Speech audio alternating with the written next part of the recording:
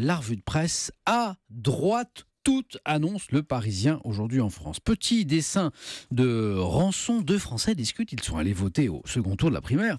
Visiblement, la droite est de droite. Commente le premier, 4 € pour apprendre ça, se lamente le second. Le Parisien qui prend un malin plaisir ce matin à rappeler, vous savez, les surnoms que les sarkozystes avaient donnés à Fillon comme Mister Nobody, Monsieur Personne. On se souvient que très publiquement, Nicolas Sarkozy l'avait qualifié de collaborateur et qu'en off, il lui donnait aussi du loser et de l'eunuque. Mais voilà, c'est bien Monsieur Propre qui l'a emporté et c'est lui qui sera le champion de la droite et du centre. En tout cas, cette primaire, pour l'opinion, ce fut une belle bataille à triple titre. Belle bataille démocratique qu'a remporté la droite. La primaire s'est parfaitement passée, elle a déplacé les foules, vous le savez, et on attend maintenant celle de la gauche. Belle bataille idéologique remportée par la droite. Pour la première fois depuis des années, des millions de Français sont séduits par une offre libérale de gouvernement.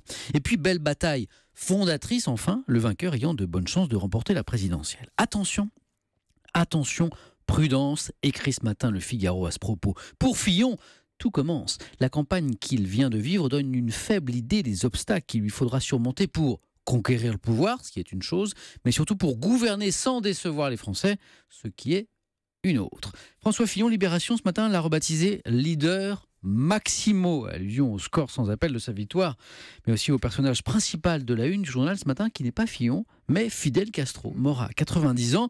Il était une fois la révolution, c'est la une de Libé ce matin, oui, mais de quel Fidel Castro faut-il se souvenir? Légende dorée, légende rouge, légende noire, portée par un rêve de justice et par le charisme d'un homme, la révolution castriste, écrit Libé ce matin, en dépit de réelles avancées sociales, a sombré dans le totalitarisme. Cahier spécial également dans l'Humanité ce matin, de 16 pages, après la mort de Castro, pas vraiment consacré aux pages les plus noires de l'histoire de Castro, ce conquérant de l'impossible selon l'UMA. Pour les 2 éclairages, donc du mythe et du dictateur, eh bien je vous invite donc ce matin à lire l'Humanité, mais aussi la tribune dans le Figaro de l'historien Pierre Rigoulot, intitulée « Les mensonges de la Révolution ».